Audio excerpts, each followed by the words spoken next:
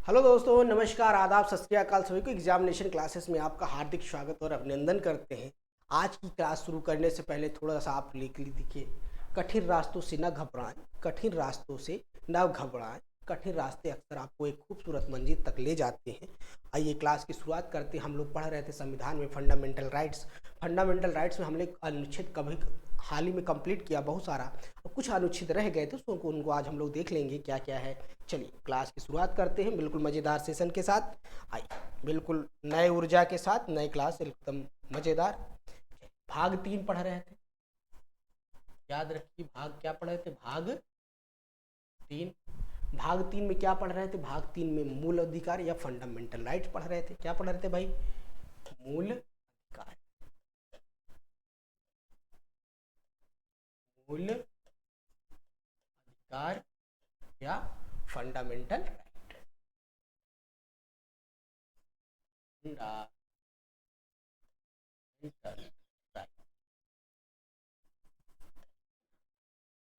मूल अधिकार या फंडामेंटल।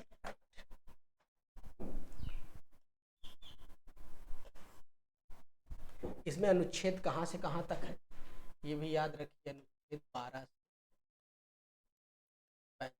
से बार बार इतनी बार हमने आपको बता दिया, आपको याद हो गया होगा। क्या है भाई? मूल अधिकार, फंडामेंटल राइट्स कहाँ से? अनुच्छेद 12 से 35 तक है। 12 से 35 लास्ट क्लास में हम लोगों ने देखा था अनुच्छेद 29 और 30। 29 में क्या था कि अल्पसंख्यक के वर्गों के हितों के बारे में संरक्षण था। अनुच्छेद 30 में कहा गया था अल्पसंख्यक अपनी संस्थान क्या कर सकते हैं? बना सकते हैं। आज हमको पढ़ना था अनुच्छेद 31। क्या पढ़ना भाई? आर्टिकल 31।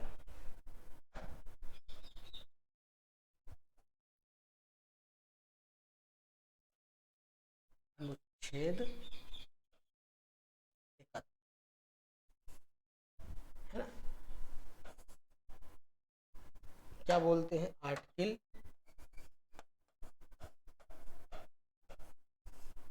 31।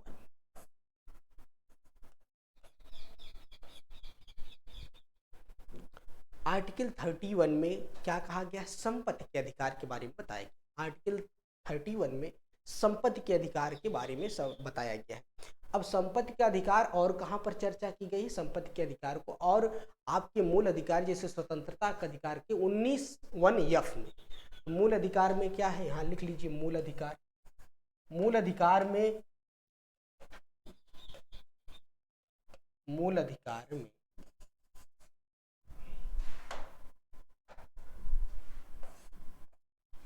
अनुच्छेद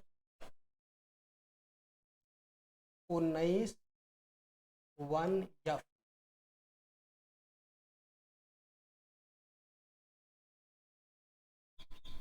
अनुच्छेद 19(1)(f) में और अनुच्छेद 31 में इसमें क्या कहा गया है? संपत्ति के अधिकार के बारे में कहा गया है। संपत्ति का अधिकार।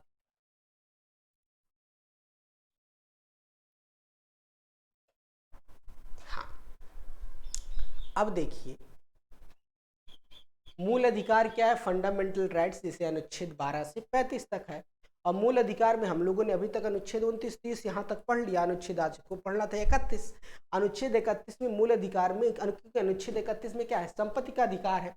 तो अनुच्छेद और कहाँ कहाँ है मूल अधिकार में? तो अनुच्छेद 19(1)(f) में और अनुच्छेद 31 में। लेकिन अब इसमें दोनों को, अनुच्छेद को क्या कर दिया गया? खत्म कर दिया गया। इसलिए क्योंकि देखिए संपत्ति का अधिकार आप, क्योंकि उसमें कहा गया कि आप संपत्ति का क्या कर सकते हैं? अर्जन कर सकते हैं। क्या कर सकते हैं? संपत्ति का अर्जन कर सकते हैं। कहने का मतलब आप संपत्ति रख सकते हैं, धारण कर सकते हैं, व्ययन कर सकते हैं, अर्जन कर सकते हैं। तो कहने का मतलब है कि देखिए मूल अधिकार, आपको जब मूल अधिकार पढ़ रहे थे तो अभी बता दिया गया था, मूल अधिकार वह अधिकार होता है ना इसको कोई सरकार छीन सकती है, ना कोई गवर्नमेंट सीख सकती है, ना कोई व्यक्ति छीन सकता है। और इस मूल अधिकार को संरक्षक कौन होता है? तो उच्चतम न्यायालय होती है। कौन होता है?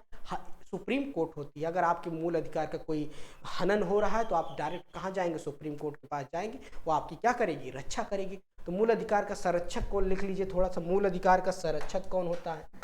मूल अधिकार का यहाँ संरक्षक कौन होता है? संरक्षक। तो मूल अधिकार का संरक्षक कौन होता है? सुप्रीम कोर्ट होता है। कौन होता है भाई? Supreme court.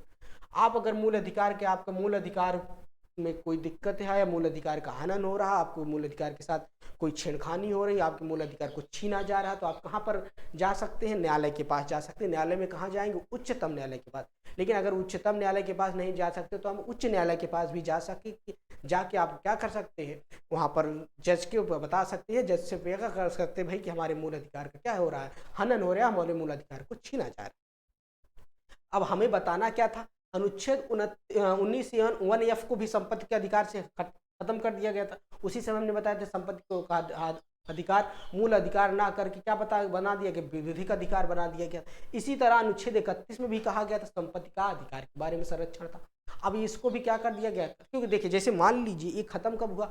जब जमींदारी उन्मूलन आया, जब हमारा भारत आज़ाद होता है, तो भारत आज़ाद होने के बाद, क्योंकि उस समय देखो जमींदारी उन्मूलन से बहुत लोगों के पास बहुत 500 हजार 2,000 500 1,000 बीघे जमीनें होती थी।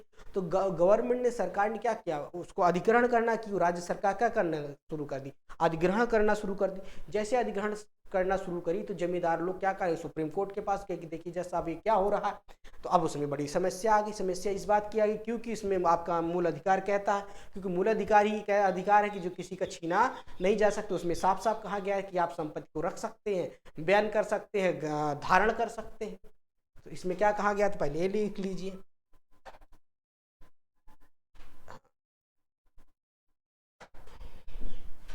संपत्ति का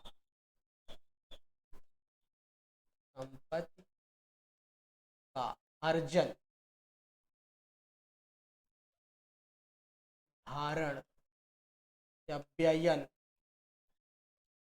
कहने का मतलब आप संपत्ति को अर्जन कर सकते हैं, धारण कर सकते हैं। व्यय मतलब होता है खर्च कर सकते हैं। ये आपका क्या था? मूल अधिकार था। तो मूल अधिकार मतलब मान लीजिए हमारे पास 500 बीघा जमीन है, 1,000 बीघा, तो हमारा ये फंडामेंटल राइट से किसमें कहा गया? अनुच्छेद 19(1)(f) में या अनुच्छेद 31 में कहा गया था। तो अब जब ये चीजें आई, सरकार किसी की जमीन लेने लगी, तो अब क्या हुआ? ये सब लोग कहाँ जाने लगे? इसमें जमींदारी उन्मूलन के समय, याद रखिएगा, मेन जमींदारी उन्मूलन के समय, जमींदारी उन्मूलन, जमींदारी उन्मूलन के समय ये सारी दिक्कतें आई। तो क्या कर दिया गया भाई? क्योंकि भाई अब ये मूल अधिकार था, मूल अधिकार होने की वजह से बहुत सारी दिक्कतें आना शुरू हो गई। दिक्कतें इस बात की आना शुरू हो गई कि भाई हमारे पास बहुत सारी जमीन है लेकिन हमारी कोई ले नहीं सकता है, और इसकी हमारा मूल अधिकार है, मूल अधिकार कोई छीन नहीं सकता है। तो सब लोग सुप्रीम कोर्ट जाने लगे। जब सुप्रीम कोर्ट गए तो भाई उसमें क्या हुआ? फिर आता है कहानी का 31 में कहा गया है कि कोई व्यक्ति का क्या है? संपत्ति का अधिकार मूल अधिकार की श्रेणी से हटा दिया गया और इसको कहाँ रख दिया गया? भाग 12 में अनुच्छेद 300 का में मूल अधिकार को मूल अधिकार ना रह के क्या बना दिया कि विधिक अधिकार बना गया। तो विधिक अधिकार में, क्योंकि भाई मान लीजिए जैसे कि आप गांव में रह रहे हैं या कहीं पे हैं, तो कहीं पर वहाँ पर कोई गवर्नमेंट की नाली या सड़क या रेलवे निकल रहा है, तो वो क्या गवर्नमेंट क्या करती है? आपकी ज़मीन को क्या कर सकती है? लेगी, उसके बदले आपको कुछ ना कुछ क्या कर देती है? मुआवजा दे देती है। तो अब क्या था? पहले ऐसा नहीं था, क्योंकि भाई अगर हमारी ज़मीन हम चाहें तो दे, चाहें तो ना दे। इसीलिए मूल अधिकार से हटा के इसको कहाँ रख दिया कि विधिक अधिकार बना के। विधिक अधिकार का मतलब ये है कि वही विधि के अनुसार अधिकार है, आप क्या कर सकते हैं? न्यायालय में नहीं जा सकते। जब वो विधि मूल अधिकार की श्रेणी से हटा दिया जाएगा तो आप क्या उच्चतम न्यायालय के पास नहीं जाएंगे और ये चीज़ को कहेंगे कि भाई देखिए, क्योंकि मूल अधिकार नहीं है, वो विधिक अधिकार है, तो सरकार क्या करेगी? कुछ विधि बना के आपकी संपत्ति को ले लेगी, उसके बदले आपको क्या देगी? कुछ ना कुछ मुआवजा देगी। मगर कहने की बात है कि मुआवजा नहीं देती है तो आप उच्चतम न्यायालय के पास जा सकते हैं कि भाई हमको उसके बदले मुआवजा। जैसे मान लीजिए आपका जमीन, गांव में ज़मीन है, उधर से कोई रोड निकल गई, कोई हाईवे निकल गया, कोई रेलवे लाइन निकल गई, कुछ अगर निकलता है तो ज़मीन अगर गवर्नमेंट ले रही है तो उसके बदले आपको कुछ ना कुछ क्या देती है? मुआवजा देती है।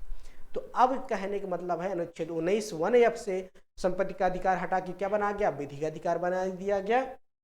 अनुच्छेद 31 में से भी संपत्ति का अधिकार को हटा के क्या बना दिया? विधिक अधिकार। आई होप आपको ये क्लियर हुआ होगा। थोड़ा सा इसके बारे में और लिख लेते हैं, चलिए।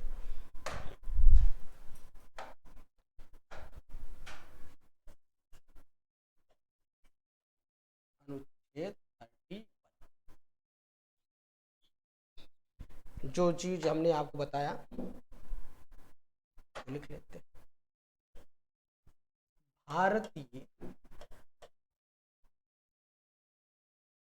भारतीय संविधान का अनुच्छेद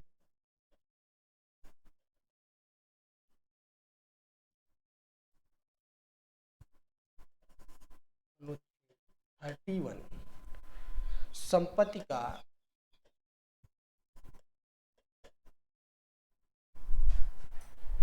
मूल अधिकार प्रदान करता है। संपत्ति का मूल अधिकार प्रदान करता है। तो क्या है डिफिनीशन?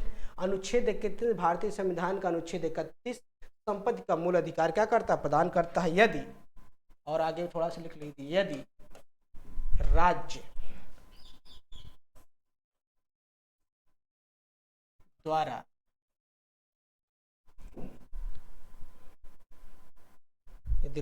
संपत्ति के राज्य द्वारा कह रहे हैं भारतीय संविधान के अनुच्छेद 21 से संपत्ति के मूल अधिकार प्रदान करता है यदि राज्य द्वारा संपत्ति के अधिग्रहण के खिलाफ अधिकार है। संपत्ति के अधिग्रहण के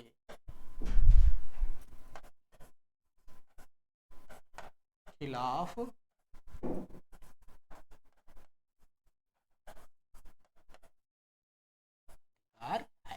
ठीक। तो डिफिनीशन क्या है? अनुच्छेद 31 कह रहा है कि भारतीय संविधान के अनुच्छेद 31 में संपत्ति का मूल अधिकार प्रदान करता है। क्या प्रदान करता है? संपत्ति का मूल अधिकार प्रदान करता है जो राज्य सरकार द्वारा संपत्ति के अधिग्रहण के खिलाफ अधिकार है या देता है। मतलब कोई भी राज्य सरकार आपकी संपत्ति नहीं ले सकती है जब ये मूल अधिकार में था, क्योंकि जब तब मूल अधिकार में था तब ये सारा कोई भी राज्य सरकार या आपको संरक्षण प्रदान करता था कि कोई आपकी जमीन या कोई धन या कोई प्रॉपर्टी कोई सरकार नहीं ले सकता, ना कोई व्यक्ति नहीं ले सकता जब तक वो मूल अधिकार में है। क्योंकि आपके जब मूल अधिकार में है तो आप मूल अधिकार का आपके हनन होगा तो आप डायरेक्ट उच्चतम न्यायालय में जाके क्या कर सकते हैं? संरक्षण ले सकते हैं। ठीक। तो अब क्या किया भाई उस समय? अब इसमें संशोधन, इस 44वें संविधान संशोधन में यहाँ लिख रख दीजिए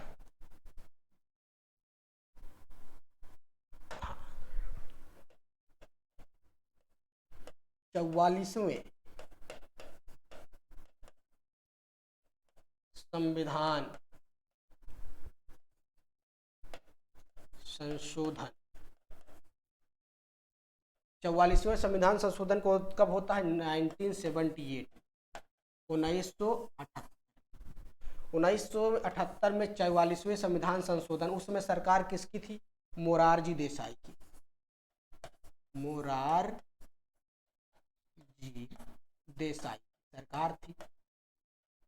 इन्होंने कहा भाई अगर ये ऐसी दिक्कतें आ रही हैं कि मान लीजिए हमें गवर्नमेंट क्या कुछ काम ऐसे करने, गवर्नमेंट सरकार कुछ काम करने जो लोक हित में है, लेकिन क्या कर रहे हैं लोग अपनी ज़मीन ही नहीं दे रहे हैं, तो इसको मूल अधिकार की श्रेणी से हटा दिया गया। 44वें संविधान संशोधन में 1978 को इसमें डाल दिया गया अनुच्छेद भाग 12 में, भाग 12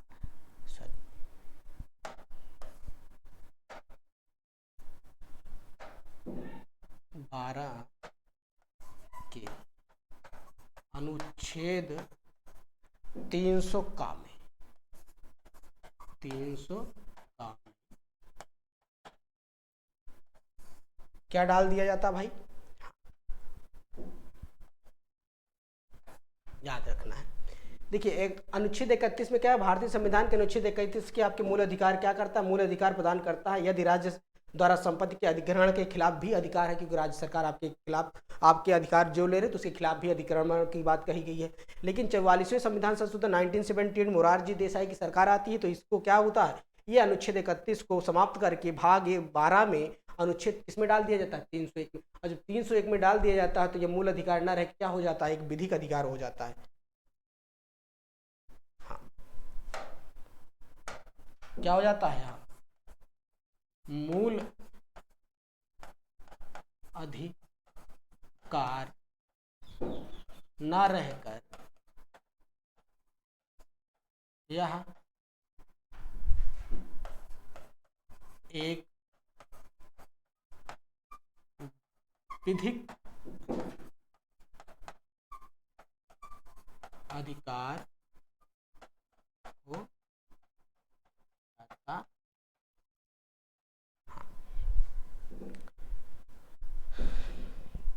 क्या याद रखना है आपको?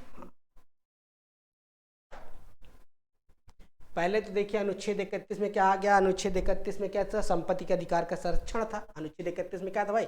संपत्ति के अधिकार का संरक्षण था।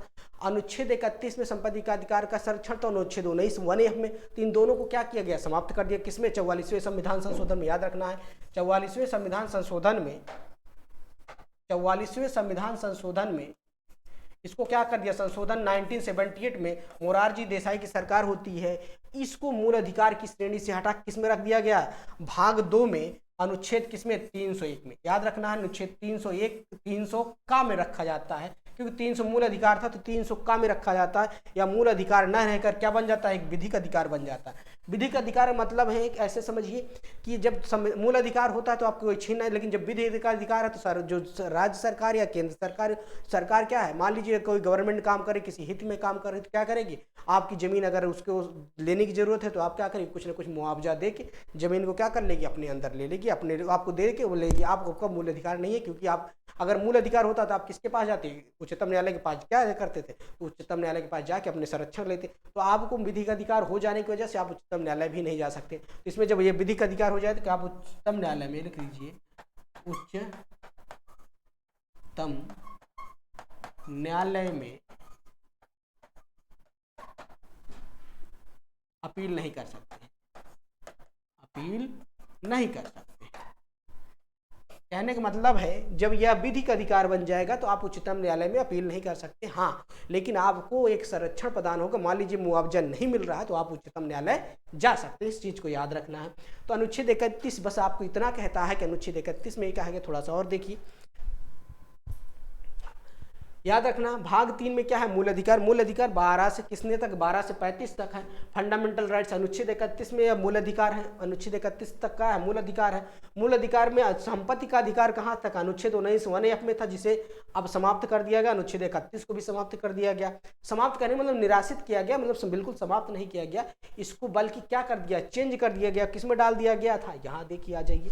हाँ, अनुच्छेद 31 को 44वें संविधान संशोधन 1978 में मोरारजी देसाई की सरकार होती है, तो ये मूल अधिकार को क्या कर दिया गया? मूल अधिकार को से उठा के कहाँ दिया गया? भाग 12 में डाल दिया गया, अनुच्छेद 300 का में। और ये मूल अधिकार ना रहकर क्या बन गया? विधिक अधिकार। संपत्ति का अधिकार मूल अधिकार नहीं रहेगा, अब क्या बन गया? विधिक अधिकार बन गया। इसका मतलब ये है कि अगर सरकार आपकी जमीन को या आपकी कोई चीज लेती है तो उसके बदले में आपको कुछ ना कुछ मुआवजा देती है। आप क्या करते? सुप्रीम कोर्ट नहीं जा सकते हैं उसके संरक्षण के लिए। ठीक, ये हो गया आपका अनुच्छेद 31। उसके बाद ये तो हुआ क्या? अनुच्छेद 31 से। उसके बाद फिर क्या होता है? अनुच्छेद कुछ और 31 में का खा गा जोड़े गए। क्या जोड़े गए? का खा गा। तो आई होप आपको ये क्लियर हुआ। थोड़ा सा और देख लेते हैं। देखिए, ये थोड़ी सी और एक चीज समझ लीजिए। जैसे मान लीजिए, ये देखिए, भाग 3 क्या है? मूल अधिकार है। भाग 3 क्या है? मूल अधिकार। फंडामेंटल राइट्स कहाँ से? अनुच्छेद 12 से 35 तक है। अब 12 से 35 तक कैसे? मूल अधिकार ये कहता है कि अगर कोई भी मूल अधिकार वह अधिकार होते हैं जो किसी ना कोई सरकार छीनेगी, ना कोई जनता छीन सकते हैं, ना कोई व्यक्ति छीन सकता। तो अमूल अधिकार में 19 आता है और 19 से लेके 31 आ रहा है, ये दोनों आ रहे हैं। तो इसमें कहा गया है संपत्ति का अधिकार, मान लीजिए आपकी जो संपत्ति रख रहे हैं, संपत्ति का अर्जन कर सकते हैं, संपत्ति को धारण कर सकते हैं, लेकिन इसको कोई नहीं छीन सकता। जब बात आई जमींदारी की, क्योंकि जमींदारों के समय बहुत सारी जमीनें थी, अब उस जमीनों को क्या करे सरकार अपने अंदर जब अधिग्रहण करने लगी, तो अब क्या करी? जो जमींदार थे, जो बड़े लोग थे, कहाँ गए? उच्चतम न्यायालय के पास गए। भाई देखिए ये तो गलत हो रहा है जज साहब। तो क्या कहते? अच्छा भाई, हाँ ये बात तो बिल्कुल सही है। तो सरकार को लगे यार तो हमारे लिए दिक्कतें खड़ी हो रही। तो उसी समय उसने क्या किया? उस समय 44वें संविधान संशोधन होता है, और 44वें संविधान संशोधन में ही 44वें संविधान संशोधन में ये संपत्ति का अधिकार मूल अधिकार न रह के क्या बन जाता है, विधिक अधिकार बन जाता है। और उसमें सरकार किसकी थी, मोरारजी देसाई की। जो अनुच्छेद 31 में कहा गया संपत्ति के अधिकार का आप अर्जन कर सकते हैं, बयान कर सकते हैं, धारण कर सकते हैं, तो ये सारी चीज़ें खत्म हो गई। अगर मान लीजिए आपकी ज़मीन है तो आपकी है, मगर अगर मान लीजिए उधर से कोई रोड जा रही, सड़क जा रही है, रेलवे जा रहा है, तो गवर्नमेंट क्या करेगी, वो सरकार या राज्य सरकार कोई भी सरकार हो और ज़मीन को लेगी, उसके बदले आपको मुआवजा देगी, आप उसको रोक नहीं सकते हैं। आप कहने मतलब उच्चतम न्यायालय में जाके उस पर कोई वो नहीं कर सकते। हाँ, अगर उच्चतम न्यायालय, अगर जैसे मान लीजिए आपको गवर्नमेंट या कोई भी राज्य सरकार या कोई भी सरकार है या केंद्र सरकार है, अगर वो जमीन ले रही अगर उसके बदले आपको मुआवजा नहीं दे रही, तब आप उच्चतम न्यायालय में जा सकते हैं। इसमें किसमें कहा गया, अनुच्छेद 31 में। आई होप आपको क्लियर होगा। संपत्ति का अधिकार किसमें था, अनुच्छेद 19(1)(f) में था और अनुच्छेद 31 में था। अब उसी में अनुच्छेद अब क्या हो गया, अनुच्छेद 19(1)(f) को भी समाप्त कर दिया गया, अनुच्छेद 31 को भी क्या बना दिया गया, ये मूल अधिकार न रह के क्या बन गया, विधिक अधिकार बन गया। कि आप संपत्ति का अधिकार है, लेकिन मतलब कि जब अगर जरूरत पड़े तो क्या कर सकते, गवर्नमेंट आपसे ले सकती है, वो आपकी ही जमीन है, लेकिन उसके बदले आपको कुछ न कुछ मुआवजा। ठीक है, अब थोड़ा सा कुछ चीजें और जोड़ी दी गई।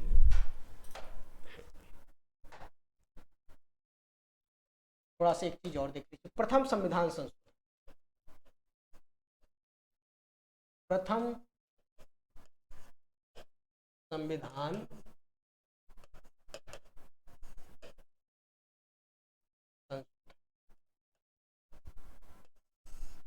प्रथम संविधान संशोधन कब होता है, 1951 1951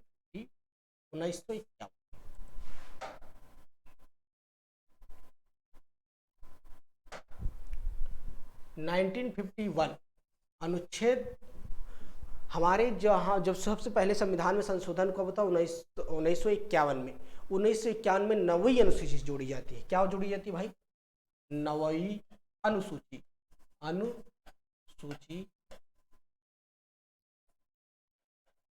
जोड़ी जाती है। और इसी में क्या, अनुच्छेद 31A, फिर अनुच्छेद 31B, उसके बाद अनुच्छेद 31C जोड़ा जाता है।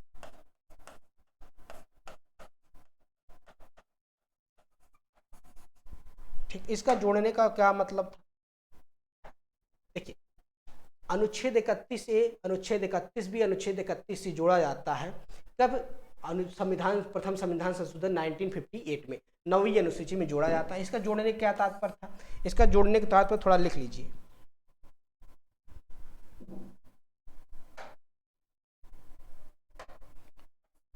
इसका मुख्य उद्देश्य, मुख्य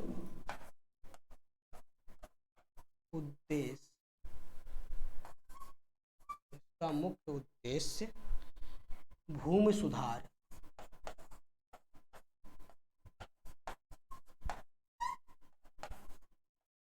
इसका मुख्य उद्देश्य भूमि सुधार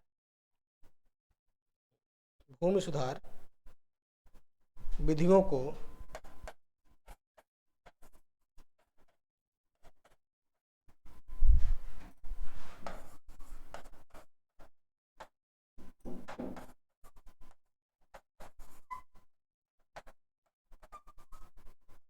संवैधानिक संरक्षण प्रदान करना।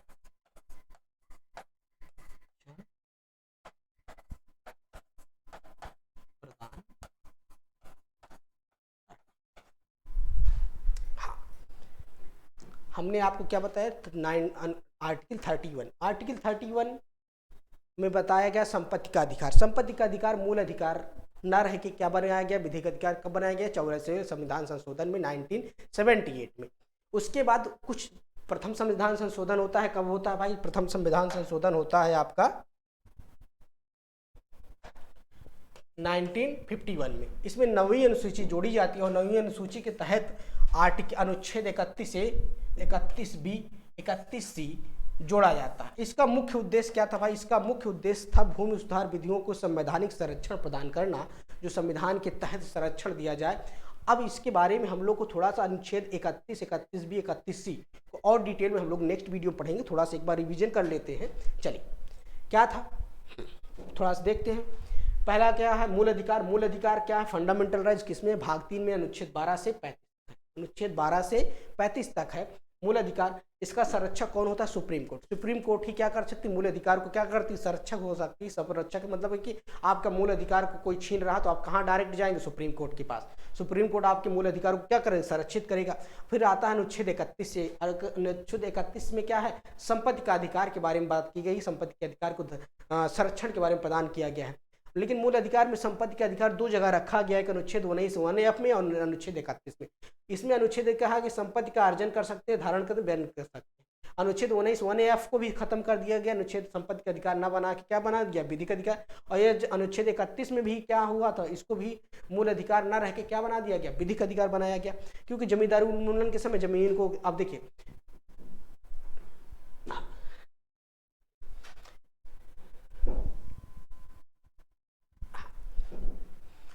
अनुच्छेद 31 में भारतीय संविधान के भारतीय संविधान का अनुच्छेद 31 संपत्ति का मूल अधिकार प्रदान करता है। क्या प्रदान करता है, संपत्ति का मूल अधिकार प्रदान करता है। राज्य द्वारा संपत्ति के ग्रहण के खिलाफ अधिकार है। अगर राज्य क्या करती कि आपकी संपत्ति को ले नहीं सकती है। और क्या इसको संविधान का मूल अधिकार कब हटाया गया है, याद रखना है। मूल अधिकार से इसे कब हटाया गया, 44वें संविधान संशोधन में। 44वें संविधान संशोधन कब होता है भाई, 44वें संविधान संशोधन होता है ये 1978 में। मोरारजी देसाई की सरकार होती है। अब इसको मूल अधिकार की श्रेणी से हटाकर कहाँ रखा गया, भाग 12 में अनुच्छेद 301 का में। अब मूल अधिकार न रहकर क्या बन गया, विधिक अधिकार बन गया, जो कि उच्चतम, जैसे मान लीजिए आपकी कोई जमीन सरकार ले रही तो आप उच्चतम न्यायालय के पास न जाके कहाँ, उस उच्चतम न्यायालय के पास नहीं जाएंगे। ये सारी चीजें किसमें किए गए, अनुच्छेद 31। आई होप आपको क्लियर होगा। Thank you for watching, please subscribe and like and share. Thank you.